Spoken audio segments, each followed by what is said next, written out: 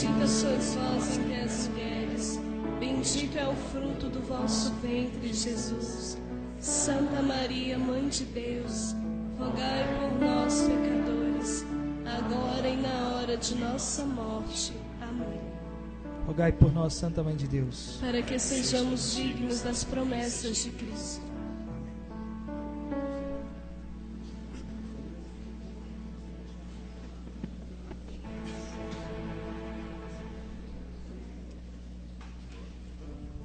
Gente, se eu chorar, vocês não ligam não, as lágrimas já estão descendo, sabe por quê? Que a maior maravilha que tem é eu hoje poder dizer para essa mãe querida que está presente aqui em nosso meio: eis aqui o escravo do Senhor. Eu me chamo Albertov, né? Mas só que todo mundo me conhece mais por Alberto, escravo de Maria, hoje consagrado, Alberto Maria. Mas só que durante um tempo da minha vida, se eu entrasse aqui nesse encontro, eu ia chamar todo mundo de herege. Se eu entrasse aqui dentro e olhasse para quem tivesse com essas correntes no braço, eu ia falar: tira essas correntes de Satanás. Mas só que hoje eu tenho uma aqui, ó. A corrente de escravo da Santíssima Virgem Maria, de escravo de Jesus por Maria. Me sinto feliz, me sinto honrado de hoje servir a tão nobre rainha. Me sinto feliz, me sinto honrado de hoje poder estar aqui pregando para vocês, mas não como um pregador qualquer, e sim como um escravo da Santíssima Virgem Maria. Eu nasci em lar católico. Fui batizado, meus pais ainda eram católicos quando eu nasci. Só que 2 anos depois do meu nascimento, meus pais se tornaram protestantes. Hoje eu estou com 42 anos. E só que eu não fui criado por meus pais. Devido a problemas de saúde, meus pais morarem no interior, eu fui mandado para a casa de meus avós, que até o dia em que Deus os chamaram, né, para a eternidade, eles morreram fiéis à Igreja Católica Apostólica Romana. Eu me lembro aqui da minha infância, vou falar um pouquinho rapidamente, já da minha infância, quando eu tinha ali por meus 5, 6 anos de idade, 7 anos, no interior, aqui em Rianápolis, Goiás.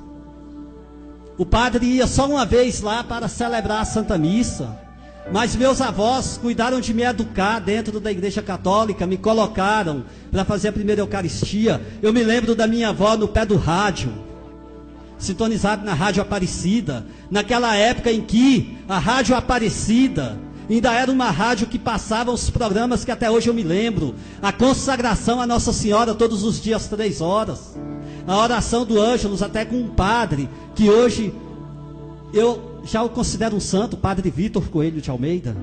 Acho que o Anderson já ouviu falar dele. Então eu me lembro dele ali falando. Eu ia para a missa, mas só que no ano de 1992 eu me mudei aqui para o setor Pessum, Ceilândia. Me aproximei de meus pais, e eu falo isso aos jovens que estão aqui. Passo isso para todos vocês jovens, e para vocês passarem para quem vocês conversar. Quando eu cheguei na minha adolescência, ao lado dos meus pais, eu joguei fora tudo aquilo que meus avós me ensinaram. Cheguei até a ser crismado. Joguei tudo fora. Eu ia para a igreja, ia lá para o fundo da igreja para namorar, para conversar. Aí foi acontecendo aquele esfriamento. Eu ia para a casa dos meus pais. E nisso, eu dentro de mim, achava que eu acreditava em alguma coisa da igreja, já não acreditava mais. Se falasse de Nossa Senhora para mim, eu achava que era uma mulher qualquer. Então, com o passar do tempo, nos meus 16, 17 anos, abandonei de vez a Igreja Católica e me tornei protestante.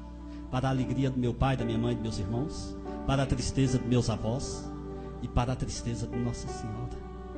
Porque quem acha que o coração de Jesus, que o coração de Maria não chora de dor quando um ou uma das suas ovelhas deixa o rebanho da Igreja Católica, vai ver o que aconteceu comigo na hora que eu chegar mais à frente no meu testemunho. Deixei ali, passei a ser protestante, fiquei 6 anos na Igreja Batista Renovada, Igreja Pentecostal. Aí saí, fui para o mundão, porque o protestantismo é um vazio. O protestantismo não enche ninguém, porque ali falta aquele que enche.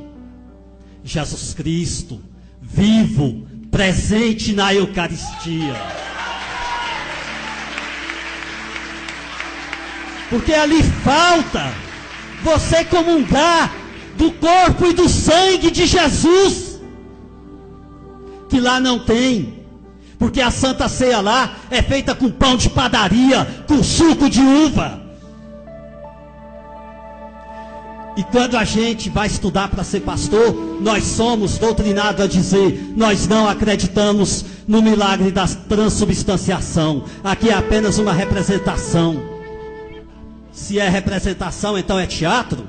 Jesus mandou fazer teatro? Não. Quando Jesus instituiu a Eucaristia, Jesus falou o quê? Isto é o meu corpo e o meu sangue. Fazei isto em memória de mim. Jesus não mandou representar, não.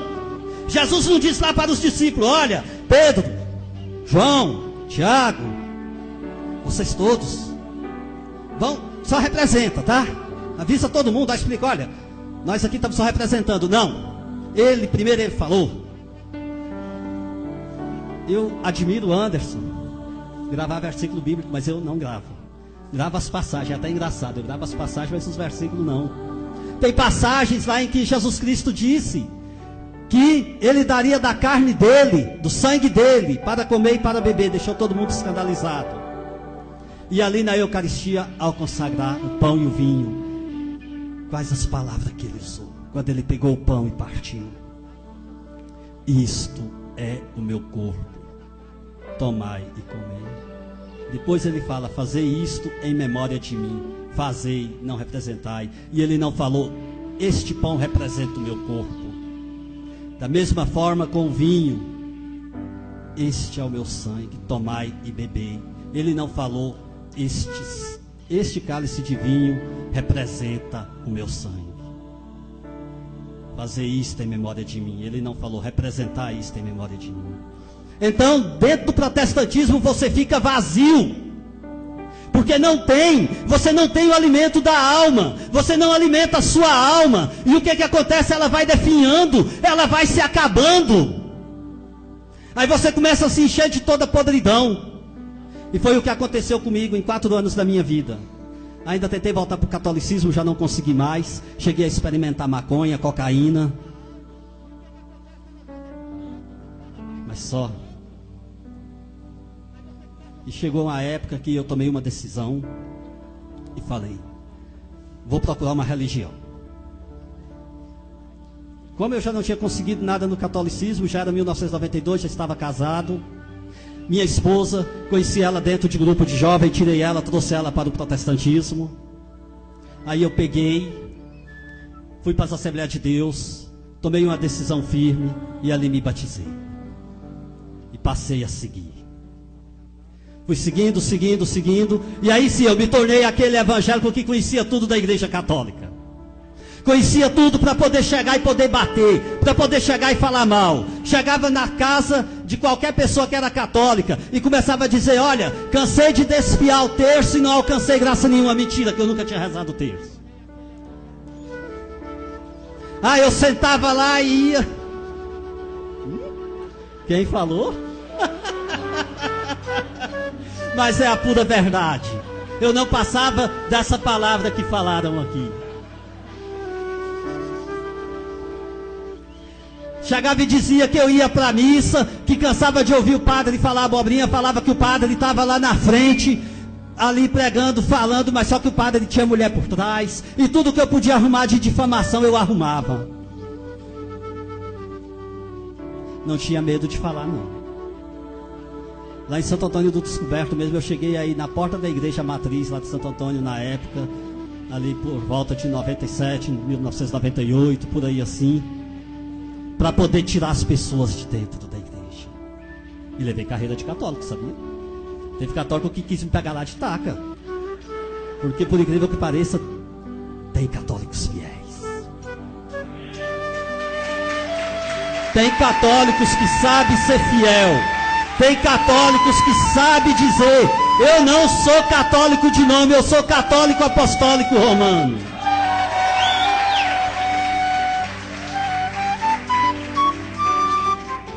Quantas vezes eu fui ali na frente daquela igreja? Quantas vezes eu entrava dentro das casas, e eu até ontem comentava aqui com algumas pessoas. Fiquei aqui ontem, aqui, caladinho, tranquilo. Notei que ontem o Pablo não quis nem dizer que eu estava aqui. Uma surpresinha, né? Então, o que acontecia?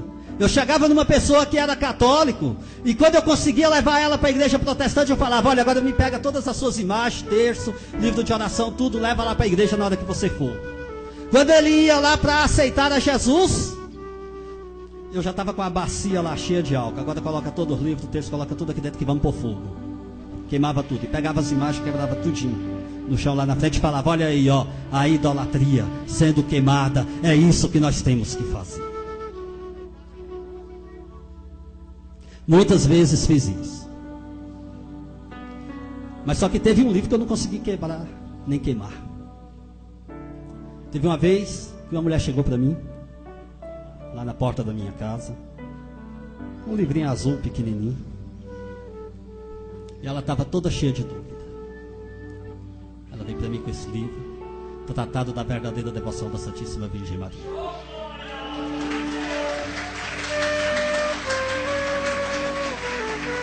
Ela chegou com esse livro lá: pastor, por favor, me explique isso aqui, porque olha, ganhei esse livro e está aqui escravo, não sei o que, não sei o que, não sei o que. Eu falei: minha filha, você vai querer ser escrava de Satanás? Jesus já libertou, Jesus já disse que já não nos chama mais de servo, mas sim de amigo. Me dê esse livro aqui, deixa eu rasgar. Ela pegou e falou assim: não vou deixar o senhor rasgar não, vou levar, vou ler primeiro, só sei que nunca mais eu vi essa mulher. E foi-se embora com o livro. Aquilo ali se passou, acabou. Continuei na minha luta. No ano 2000, nessa época eu ainda não era nem pastor. Eu apenas dirigia subcongregações, era obreiro. Porque dentro das igrejas evangélicas tem uma certa hierarquia. Você começa como porteiro, de porteiro você vai para diácono, diácono você vai para presbítero, presbítero você pode se tornar ou missionário, ou pastor evangelista, ou então pastor titular. E eu já era diácono nessa época. Quando, devido às minhas pregações, eu gostava de fazer culto público, porque quando eu fazia culto público, eu colocava uma caixa de som, e se eu soubesse que tinha casa de católico por perto, eu descia a lenha em Nossa Senhora, falava que Maria não se passava de uma prostituta, falava que Nossa Senhora não se passava de uma deusa lá da Babilônia, deusa do Egito, deusa romana, falava que o Papa era besta fera, que na mitra do Papa estava escrito lá o 666, falava que a Igreja Católica Apostólica Romana era a grande Babilônia. Quando estava construindo a igreja lá de Santo Antônio, a matriz, muitas vezes passei lá na frente, ergui minha mão e falei: Senhor, derruba essas paredes, porque a Babilônia não pode ser erguida aqui. Engraçado que está lá bonitinha, erguida, e um dia a cruz da torre foi derrubada e o padre falou: vou colocar uma torre mais alta. Por quê? Porque quando a cruz caiu, o convento, os protestantes falaram: ó, agora a igreja vai cair. O padre foi e colocou a torre mais alta ainda. Inclusive, quando foi para descer os pedaços da cruz, eu ajudei a descer, porque eu já era católico. Ajudei a descer e falei: Padre Marcelo, o senhor vai conseguir colocar essa torre. Achei bonito quando a torre subiu, e hoje aquela torre de longe se vê. Então, minhas pregações eram dessa forma. Se eu passasse na frente de um evento religioso, eu cuidava de chamar alguns obreirinhos lá: olha, gente, vamos lá, porque tem uma porção de idólatra ali, tem uma porção de apóstolo. E ia para lá para poder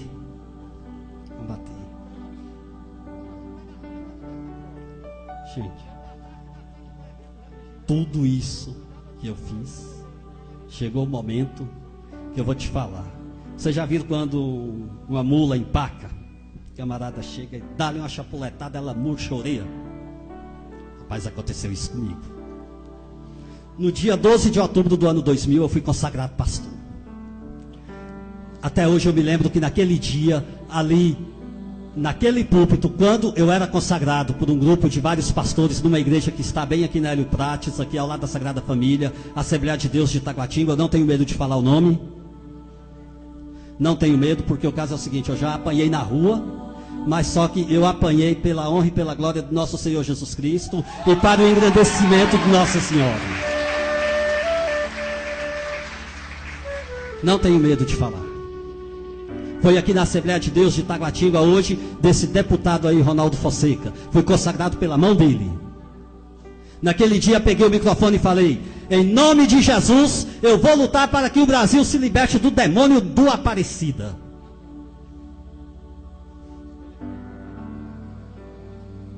Saí dali da igreja, fui lá para Santo Antônio e logo me deram um campo. Eu assumi parte de um campo lá em Santo Antônio do Descoberto, ali na Queiroz. Ali na Queiroz eu preguei muito. Tem uns meninos ali, tem até uma que eu fiquei de olho nela, mas de olho no bom sentido, desde quando eu entrei no ônibus lá em Santo Antônio. E depois eu descobri que ela morou vizinha de mim e ela vai se consagrar. E nas mãos de Nossa Senhora, tu vai ser uma grande missionária.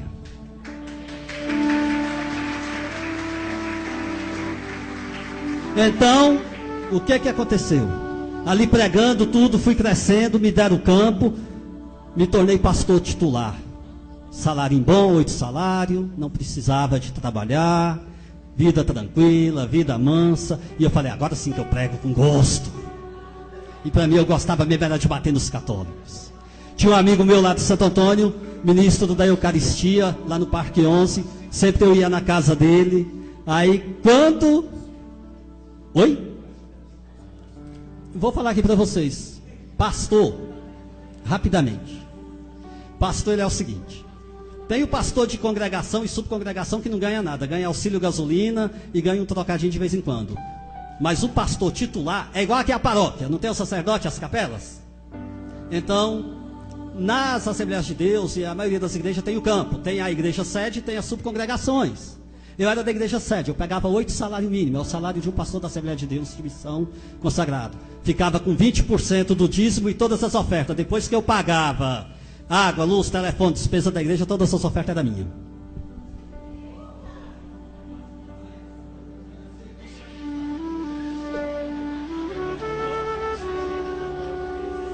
Pagava tudo ali e 20% do dízimo ficava comigo, mandava o dízimo aqui para a sede e depois eles mandavam 40% de volta para que eu pudesse investir na igreja. Mas desses 40% aí sempre a gente tirava alguma coisinha para a gente.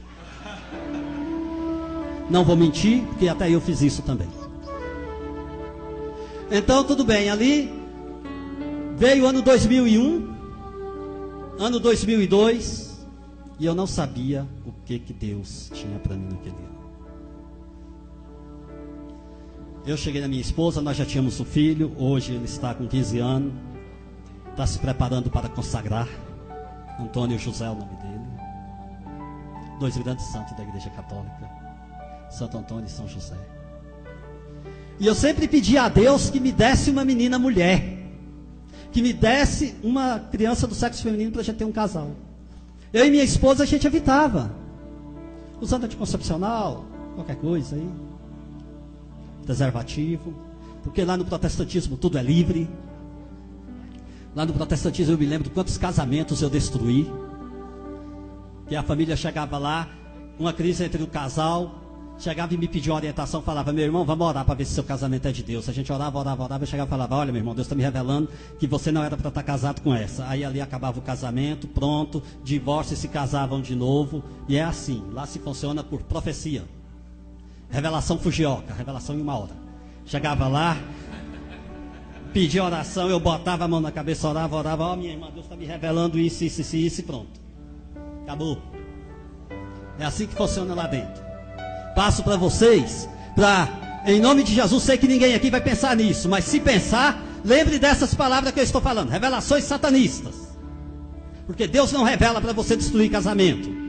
Deus não revela para você chegar num casal, numa família e falar que aquele casamento não era de Deus. Você tem que chegar ali e semear o quê? A união, semear a reconciliação. E não o adultério, a prostituição e a mentira.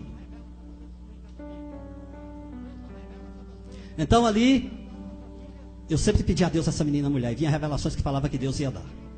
Quando foi em meados de agosto do ano de 2002, eu já com a vida bem estabilizada, porque desde 2000 consagrado pastor, fui consagrado em outubro.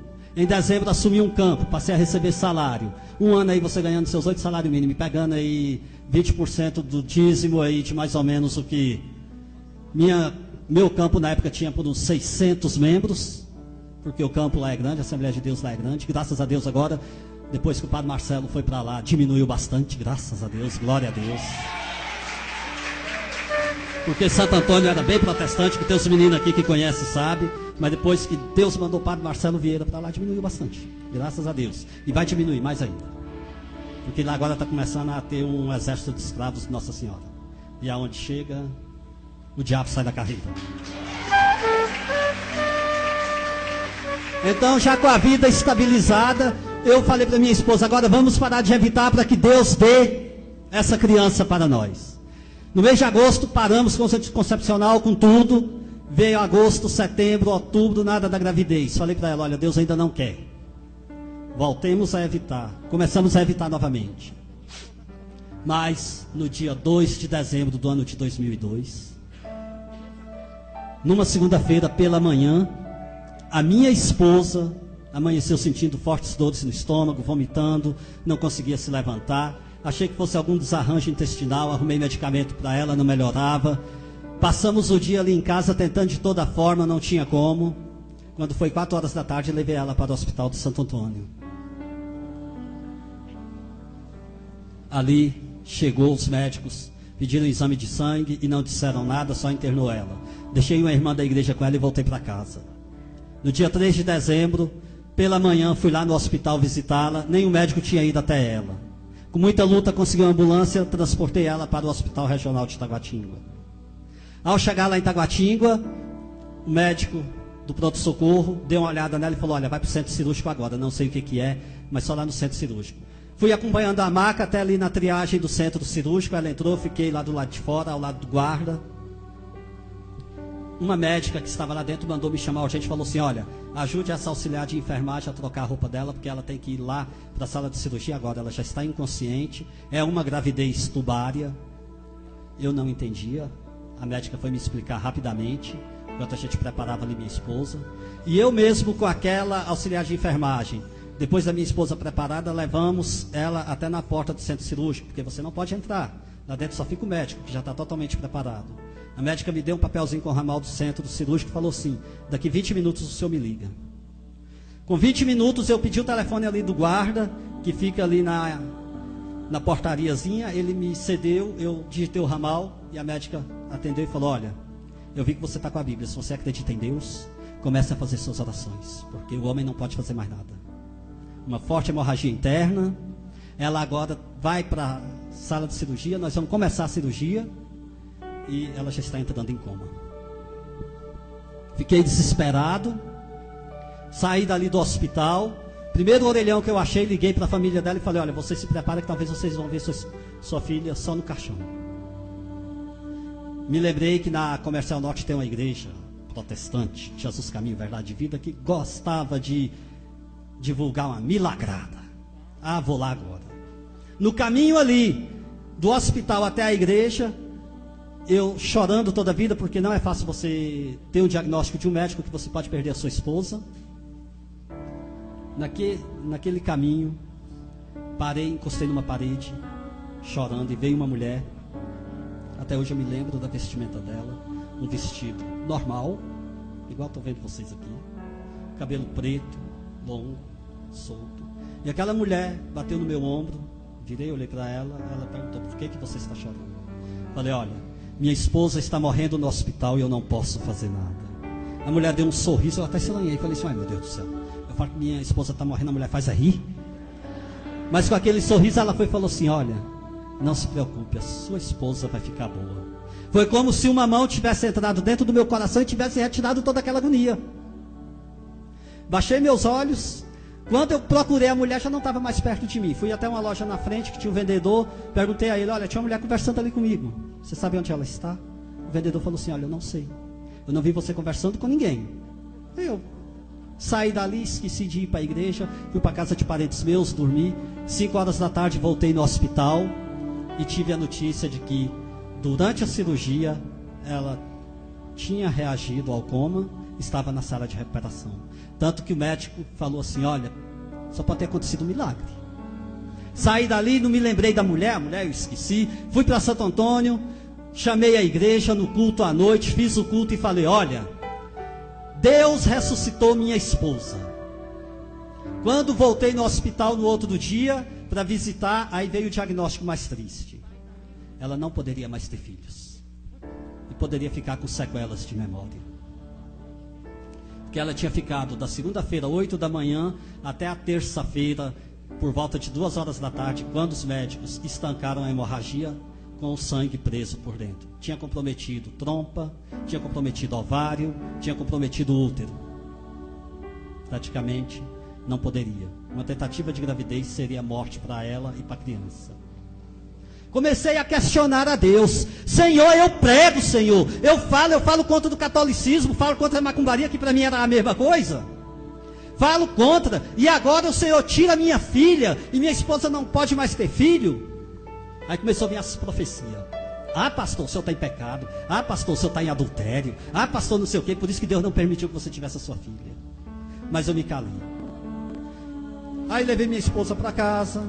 Veio o ano de 2003. Nós passamos o ano, eu já usando preservativo.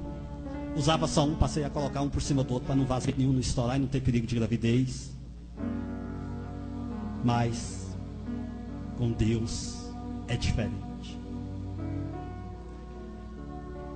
Com Deus é diferente. Lutar contra Deus você não consegue. E mais ainda quando você luta contra a Santa Mãe de Deus. Não tente não. Não tente em momento algum.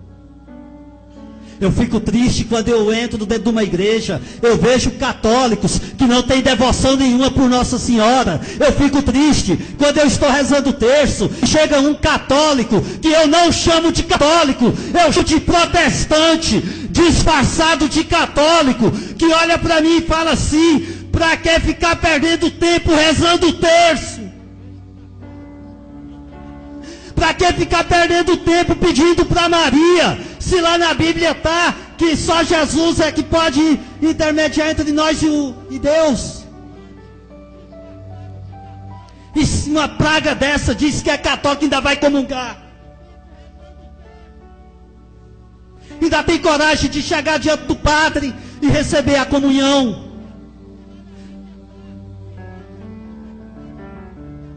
Não é católico coisa nenhuma. É Satanás disfarçado de católico dentro da igreja católica.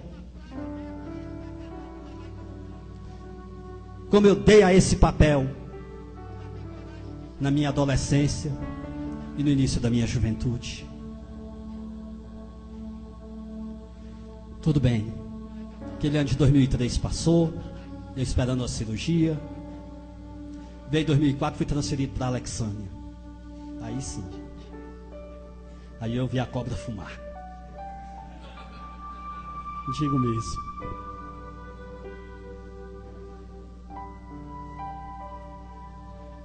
Vou resumir aqui agora o testemunho, para mim poder falar um pouquinho do que aconteceu comigo e esse livro aqui, ó. Tratado da verdadeira devoção da Santíssima Virgem. Ali em Alexânia, mudei para lá no dia 17 de fevereiro. Eu tinha uma casa chique, muito boa. Minha mudança foi num caminhão trucado. Caminhãozão baú trucado.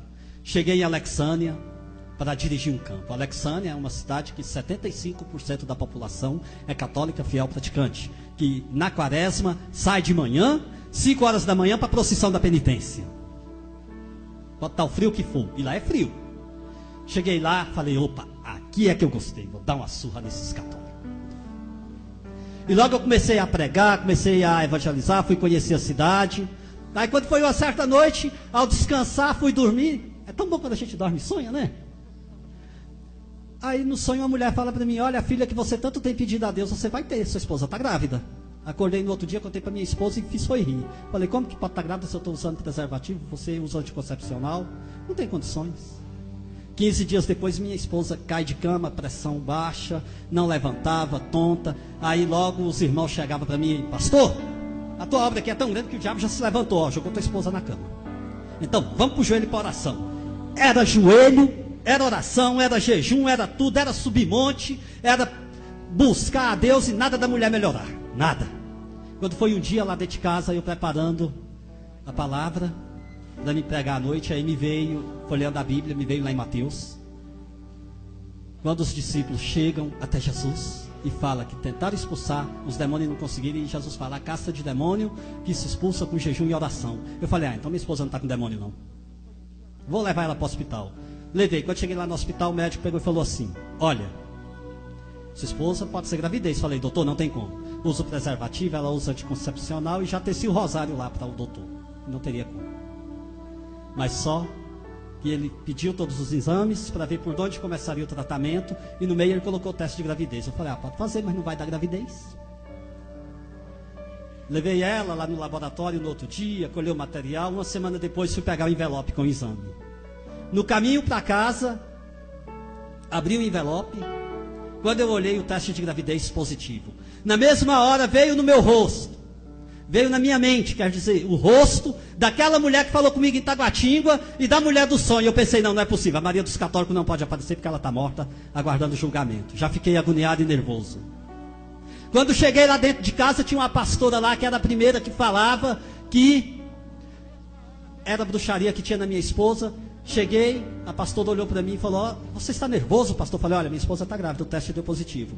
Ela se levantou, olhou para mim assim e falou: olha, esta criança vai ser uma maldição na vida de vocês. E saiu. Fiquei paralisado no meio da sala.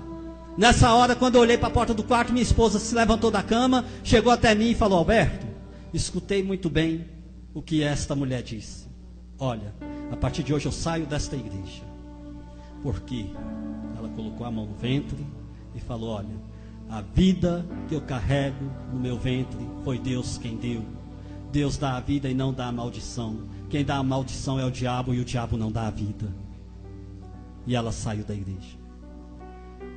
Pronto, pirei de vez. Falei: agora, além dessa Maria dos Católicos, agora minha mulher desviada. Meu Deus do céu, o que vai acontecer? Pastor com mulher desviada, que vergonha. Fiquei mais furioso ainda e dobrei meu joelho na oração.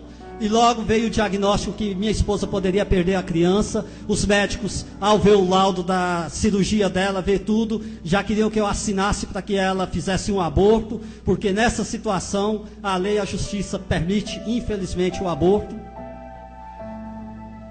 Mas eu sempre falava: não vai fazer, não vai. E eu peguei e comecei a ficar mais furioso ainda, porque aquela mulher não saía da minha mente. Pedi a Deus: Senhor, tira esse Satanás da minha mente. Mas não tirava. Era essas mesmas palavras que eu usava na minha oração. Isso foi em meados de março. Veio abril, maio.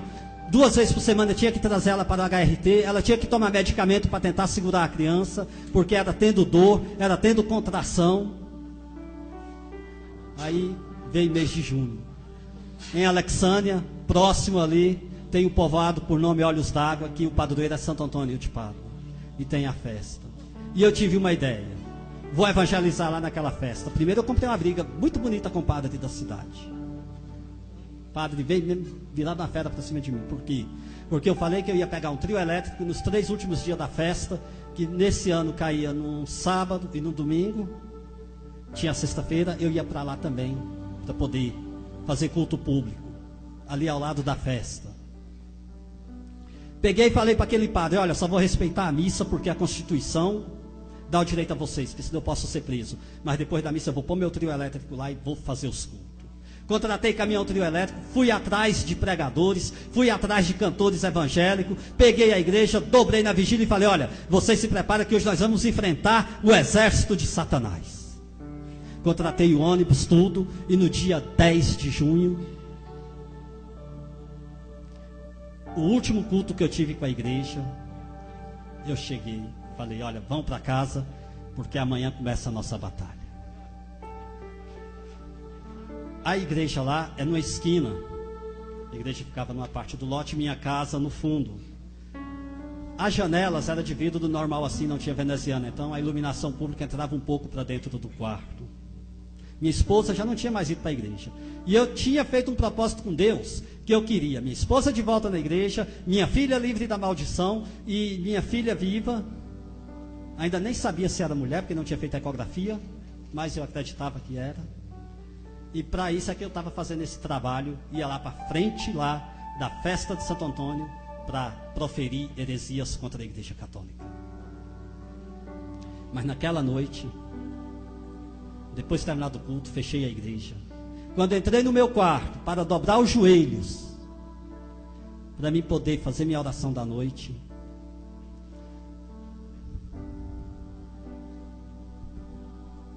o quarto se encheu de luz. Na hora eu pensei em falar, está repreendido em nome de Jesus, porque eu achava que era alguma obra maligna, minha língua enrolou, não saiu nada. Pensei comigo, vou levantar e vou sair na carreira daqui de dentro, porque eu não sei o que é isso. Quando tentei levantar, minhas pernas já não existiam mais. Eu estava caído no chão, no meio daquela luz.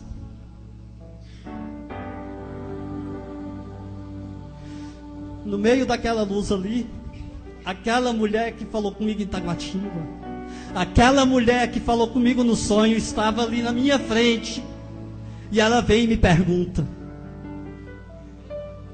por que você tira as ovelhas do rebanho do meu filho?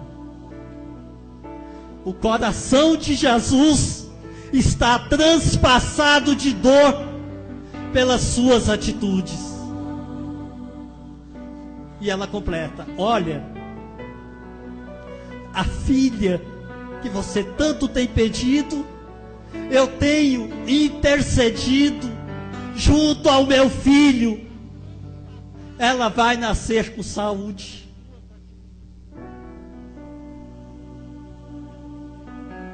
Eu não tinha força nenhuma, só as lágrimas que desciam dos meus olhos.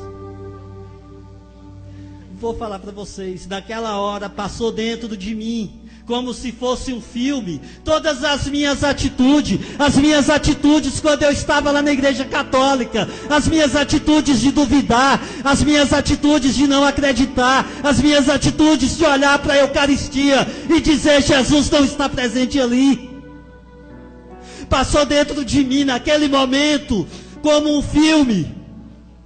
As minhas atitudes, quando eu proferi heresias, quando eu falei contra a Santa Mãe de Jesus, quando eu cheguei até ali, para dizer que era apenas uma imagem, que Maria estava morta, mas estava ali na minha frente. E olha, digo para vocês, quem brilha em Nossa Senhora não é ela, não, é Jesus Cristo. O amor que vem por Nossa Senhora é Jesus Cristo, porque ela é o sacrário vivo, porque foi ela quem gerou Jesus Cristo. Como que ela poderia ser desprezada? Como que o corpo dela poderia passar pela morte, a carne se perder na terra, sendo que a carne de Maria é a carne de Jesus Cristo? Porque não tem como uma mulher gerar um filho com o DNA de outra mulher. Vai gerar um filho com o seu código genético e do seu esposo. E ali Maria gerou Jesus Cristo, carne e sangue dela, mas a divindade. E quantas vezes eu neguei isso na minha vida? Eu não tinha força nenhuma, até que aquela luz foi se dissipando.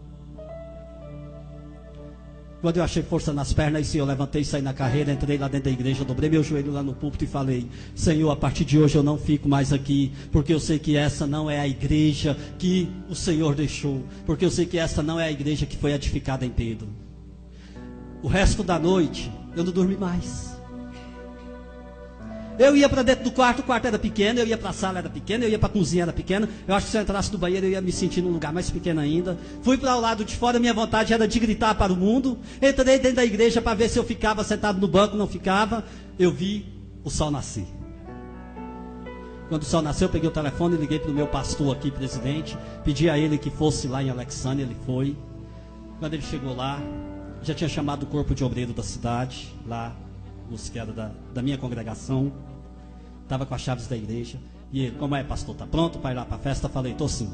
Estou pronto agora para sair dessa igreja. Coloquei a chave em cima da mesa. Eu já havia comentado com alguns pastores que eu estava com essa mulher na cabeça. E eles falavam que era o diabo. Aí eu olhei, aí os pastores falaram assim, você vai dar razão ao diabo? Eu falei, não, estou dando razão a Nossa Senhora, Mãe de Jesus. Estou dando razão a Jesus, presente na Eucaristia. Aqueles pastor ficou furioso. E eu falei, olha, a partir de hoje estou saindo. Já tinha ligado para o caminhão do trio elétrico. Falei para o motorista, olha, não precisa nem você devolver o dinheiro não. Vai tirar um final de semana de descanso. Bota seu caminhãozinho na revisão. Vai dormir, o dinheiro é seu. Liguei para pregador, desmarquei tudo. E aqueles pastores olhou para mim e falou assim, olha, então nós colocamos aqui na tua frente a bênção e a maldição. A bênção você fica, a maldição você vai. Falei, olha, a maldição eu fico, a bênção eu vou. Porque agora eu vou para a Igreja Católica Apostólica Romana.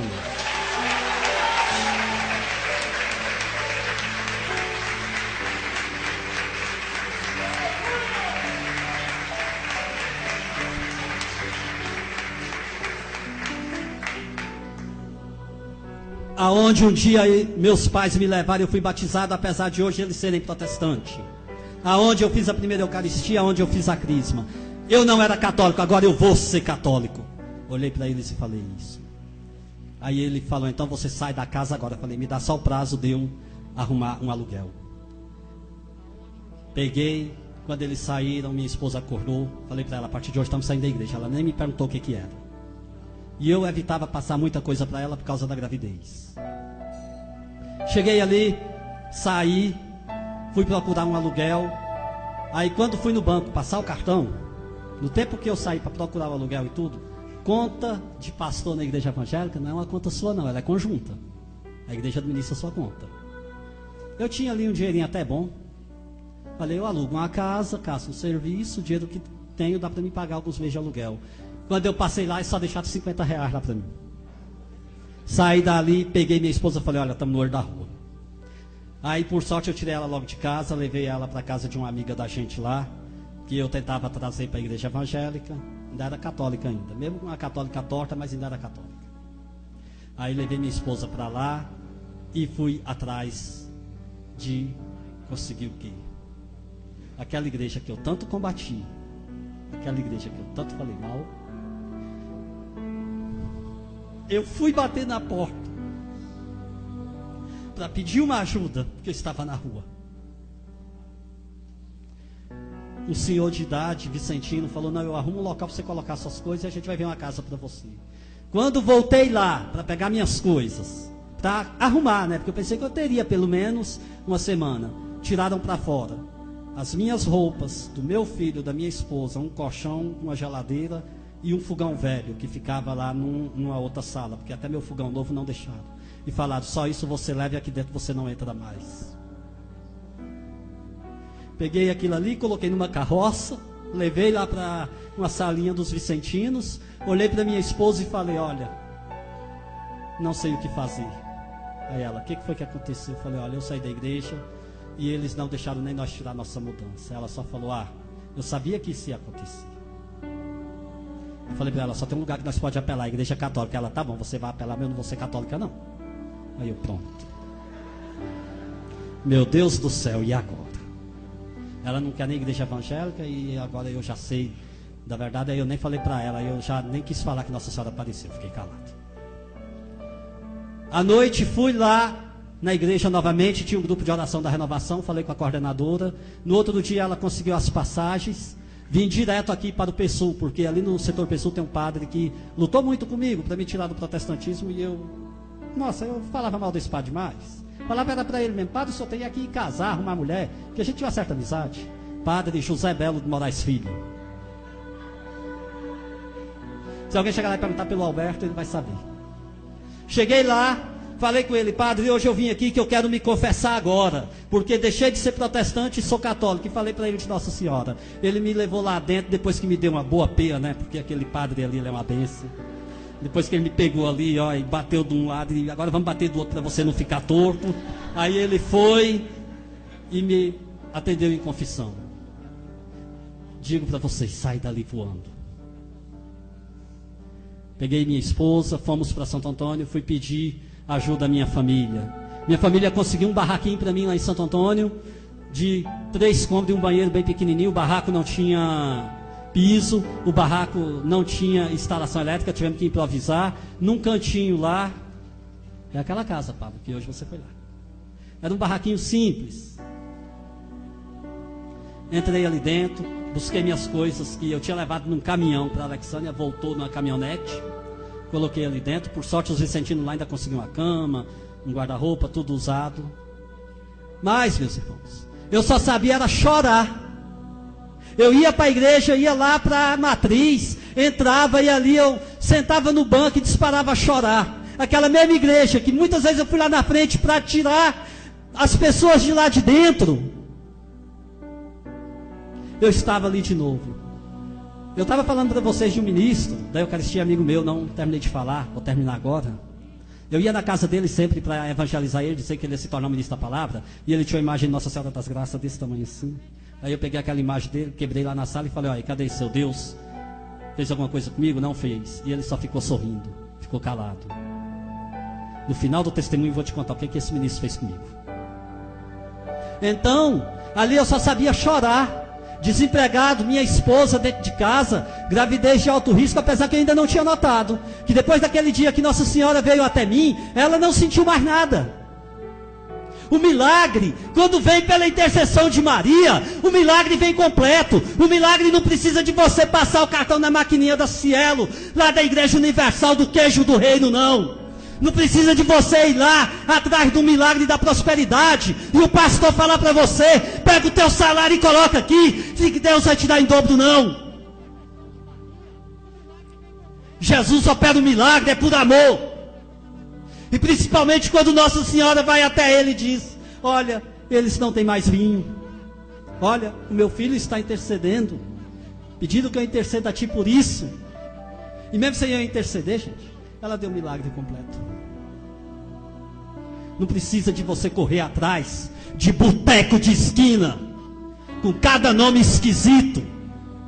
Eu achei foi igreja com o nome Puleiro dos Anjos. Achei foi igreja com o nome Cúspide de Cristo. Sabe o que é isso aí? Isso aí é Satanás fazendo zombaria do nome de Jesus Cristo. Agora por quê? Porque falta a oração nossa, falta nós dobrarmos o joelho, falta nós fazermos oração. Para quê? Para que venha mais sacerdotes, para que tenha vocações.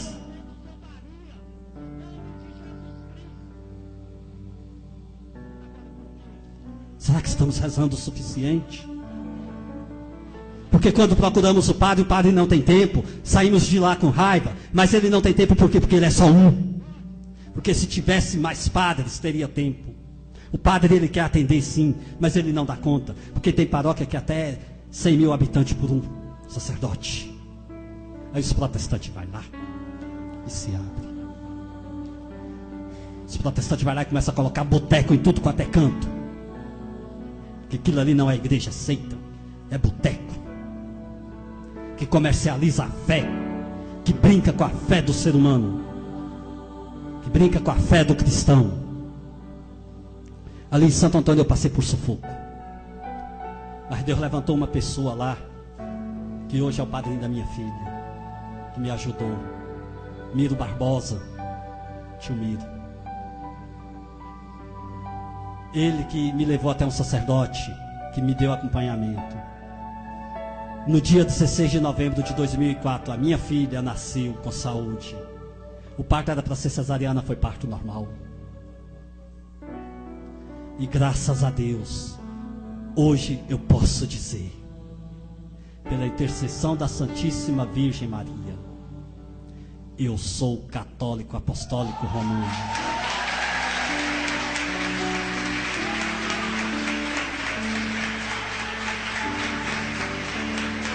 para encerrar o testemunho, para encerrar esse momento. Eu fui parar num lugar distante daqui, não sei quantos quilômetros. Quando eu era pastor, eu pregava, eu viajava de avião, viajava de ônibus de primeira classe, ônibus executivo. Ganhei uma passagem para ir para Jauru, no Mato Grosso, no Senaco. Meu nome na lista constava na cadeira da frente do ônibus, aqueles ônibus panorâmicos. Eu, opa, vou apreciando a estrada. Mas aí o coordenador chegou e falou: não, sua cadeira é lá no canto do banheiro. Fui lá pro fundo. Nossa Senhora faz é assim. Pega você, tira você do lado do trono e põe você aqui, ó. Não, você vai começar daqui. Fui lá pro fundo. Ao lado do freezer lá do ônibus, cheio de água mineral, o banheiro aqui do lado. No caminho todo mundo me pedia água mineral. Ó, tem gente aqui que foi comigo. Olha aqui, ó. Tem dois aqui que tá de prova, o Fred e a menina aqui. Todo mundo me pedia água mineral. O coordenador da viagem falava: põe um CDzinho aí para nós ouvir música, põe um DVD. A minha viagem foi toda assim. E eu pensei comigo: meu Deus do céu, aonde é que eu estou? Eu virei o quê? Virei comissário de ônibus. Mas tá bom. Quando eu cheguei ali naquela cidade, eu fui ter experiência com Nossa Senhora que nunca tive. Cheguei lá, vi uns irmãozinhos lá com as correntes aqui. Aí eu olhei para aqui e falei: meu Deus do céu, agora pronto, agora eu terminei de vir. O pessoal anda acorrentado. E aqui eu fiquei curioso, eu fui no irmão e perguntei: vem cá, por que dessas correntes? Ah, nós somos escravos de Maria. Eu falei: ah, mas vocês são freio e escravo? É porque nós somos da fraternidade Arca de Maria. Eu, Arca de Maria? Pronto. Mas aquilo ali eu fiquei curioso, comecei a andar atrás daqueles freios. Falei: vocês vão ter que me explicar isso aí tudo. Comecei a andar atrás deles, fui aqui, fui ali, fui ali. Aí um deles foi e me deu o Tratado da Verdadeira Devoção. Aí quando eu vi o livro eu me lembrei: aquele livro que eu queria rasgar, que aquela mulher não deixou. Vou ver o que tem nesse livro. Na viagem de volta li metade do livro. Cheguei em casa, não contente, voltei no início, comecei a ler pormenorizadamente e sofrendo perseguição. Levei surra na rua lá em Santo Antônio do Descoberto de protestante. Protestante quebrava vidro da minha casa. Uma pena que não dá para mim contar tudo porque já está na hora do almoço.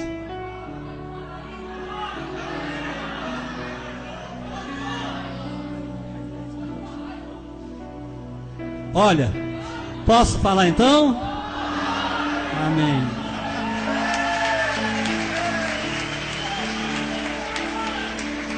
Pastor ia na porta da minha casa me ameaçar. Amém. Pastor ia na porta da minha casa me ameaçar. Pastor falava que ia me pegar na rua e me bater. E eu sempre falava: ah, eu sempre não tenho coragem. Quando foi um dia, chegando do serviço, fui entocaiado lá no centro da cidade. Só sei que foi parar pastor comigo, com alguns amigos meus que me defenderam. Fomos tudo para a delegacia. E chegou lá, o delegado perguntou o que era. Eu fui falar que apanhei porque voltei para a igreja católica. O delegado deu um sermão em todo mundo e mandou embora. Mas continuavam. Até que quando foi, no ano de 2000, a coisa pegou. No meu celular eu recebi a ameaça de morte. Não sabia quem era. Aí quando foi uma certa noite, jogaram uma pedra no vidro do quarto do meu menino, que quase atingiu o meu menino. Eu peguei e falei: não, agora a coisa complicou, tenho que sair daqui. Tenho que sair, tenho que ir embora. Me lembrei de um padre, Padre Rodrigo Maria, que eu já conhecia. Já tinha conversado com ele. Padre, pelo amor de Deus, me ajuda, porque está acontecendo isso aqui comigo. Tem como me receber aí na arca? Ele: pode vir agora, meu filho. Peguei minha mulher, peguei meus filhos, peguei as roupinhas, fui parar lá dentro da fraternidade Arca de Maria. Quando cheguei lá, todo tranquilo, o padre colocou nós já para dormir lá na casa dos acolhidos. E eu: meu Deus do céu, que é a casa feminina. No outro dia ele chegou e falou assim para mim: olha, você vai trabalhar ali na casa masculina. Quando cheguei lá, um monte de morador de rua. Eu: pronto, e agora? Fui e fiquei ali. Aí ele, minha esposa, que não queria saber de igreja, não queria saber de nada, logo começou a rezar o terço, logo começou a adorar o Santíssimo. E eu: gente, o que está acontecendo? Eu não sabia. Mas sempre que ela tinha uma chance, ela ia e conversava com o Padre Rodrigo. A importância do sacerdote consagrado à Santíssima Virgem Maria. É um sacerdote que com poucas palavras ele consegue com que a pessoa dê a oportunidade do Espírito Santo inundar o seu coração. Dá a oportunidade da pessoa abrir o seu coração e Jesus habitar ali dentro, sair tudo quanto é forma de heresia, sair tudo que não presta, lavar o seu coração. E começamos aquela trajetória. E eu já tinha lido o tratado as 3 vezes, porque vou falar para vocês, esse livro aqui, eu não sei o que tem aqui dentro ainda não, e quero descobrir. Quero descobrir porque eu ainda não estudei totalmente esse tratado profundamente.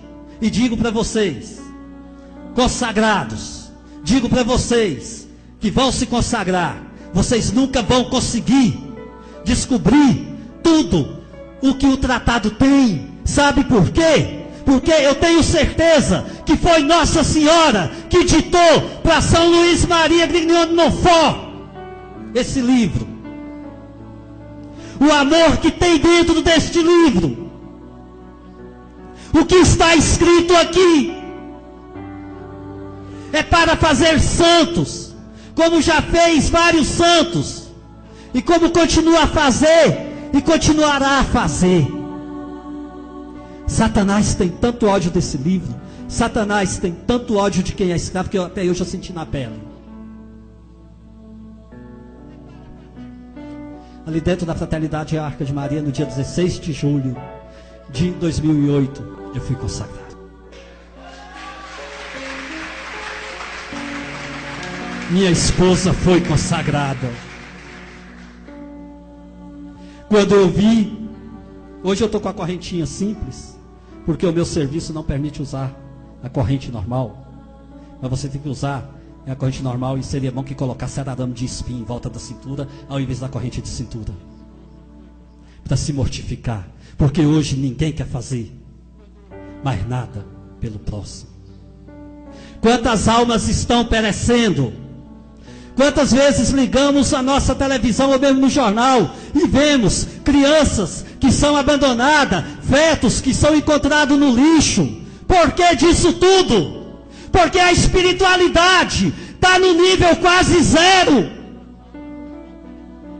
Porque hoje, quando vamos buscar a Deus, é quando tem alguém doente na família, é quando tem alguém desempregado. Olha, desde o dia 10 de junho de 2004, ao dia 1º de fevereiro de 2011, eu não soube o que foi o serviço fechado. Mas Nossa Senhora não deixou faltar, nem para mim, nem para minha esposa, nem para os meus filhos, o pão de cada dia. O lar dava o suficiente. Dava o suficiente. Porque se desse mais, tenho certeza que eu sairia do caminho. Mas quando Deus vem e te aperta um pouquinho, porque Deus prova. Ai meu Deus, eu não estou suportando. Ai meu Deus, pelo amor de Deus, o desemprego chegou na minha casa, a doença. Não sabe agradecer. Lá dentro da Fraternidade Arca de Maria eu aprendi a louvar. A louvar a Deus pelos momentos que não tinha nada. Porque até eu ir para lá, até eu me consagrar, no fundo eu ainda não estava conformado com a vida que eu vivia. Muitas vezes eu falava, mãezinha, a senhora me trouxe para mim ficar desempregado. Lá eu tinha salário bom, tinha tudo, tinha casa boa. Minha casa está aqui, móveis usados. Tinha vezes que eu tinha que estar consertando o sofá. Eu ia deitar mais minha esposa, a cama esborrachava, eu tinha que estar colocando tijolo para sustentar. E começava a questionar, mas aí Nossa Senhora falou, olha meu filho, eu vou te mostrar, não precisou ela falar comigo assim pessoalmente, mas não. Foi só aquela vez que ela falou comigo. Com a perseguição tive que ir para lá dentro, fui cuidar de morador de rua, fui cuidar de idosos cheios de feridas, fui sair de manhã, de madrugada para pedir, para fazer arrecadação. Saía às 11 horas da noite, numa Kombi velha e numa ambulância, para ir aos moradores de rua, sentar lá com eles lá, sentar ali no chão, ao lado do morador de rua, cantar, louvar, e até mesmo dormir com alguns, porque isso é a Fraternidade Arca de Maria. Para quê? Para olhar no meu próximo, Jesus Cristo.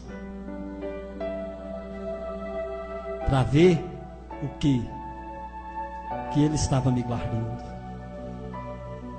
Fiquei só um ano lá. Saí. mas eu trago dentro de mim todo esse carisma. Hoje eu trago dentro de mim uma vida diferente. Eu digo para vocês, hoje eu não sei dormir sem antes rezar o meu terço. Hoje eu não sei levantar e sair para o serviço sem antes pegar a liturgia das horas e rezar laudes. Eu não sei chegar na minha casa e não dobrar meus joelhos e rezar as completas. Eu não sei mais dormir sem estar segurando o meu crucifixo.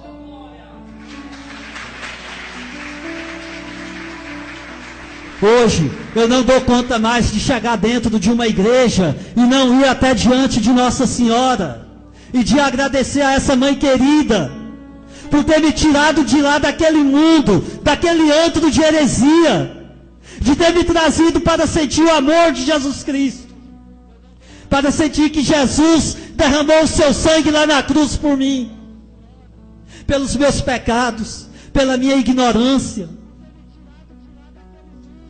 Daí, quando eu voltei para a Igreja Católica, eu comecei a devorar tudo quanto foi livro sobre a doutrina da Igreja Católica, documentos da Igreja, e eu fui descobrindo a riqueza que essa Igreja tem. E essa riqueza muitas vezes fica abandonada nas livrarias. Essa riqueza muitas vezes fica jogada. Por quê? Essa Igreja é rica. Essa Igreja é rica em doutrina. Essa Igreja é rica em documentos. Vocês não precisam procurar igrejas fora, não precisam buscar rebanhos fora, porque tudo o que precisamos já temos aqui. E até hoje eu reflito nas minhas atitudes.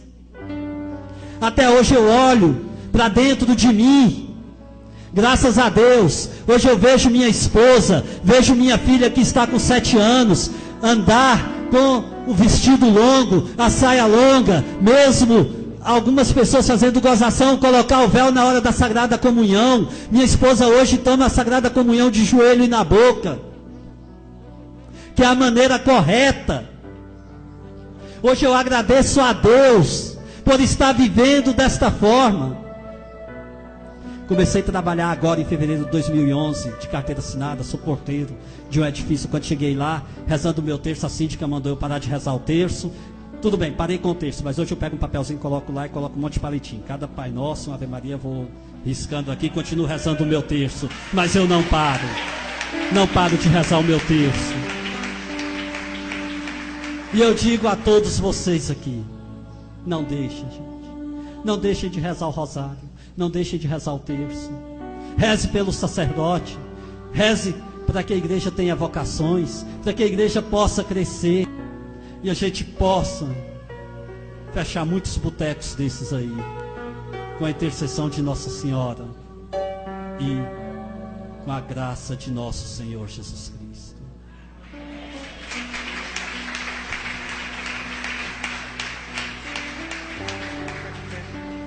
Vamos ficar de pé, gente. Nós começamos orando pelo Alberto. E eu queria que nós rezássemos essa Ave Maria por sua vida, por seu ministério, por sua esposa, por sua família. Muitas perseguições e provações que esse homem tem sofrido desde que voltou para a Santa Igreja.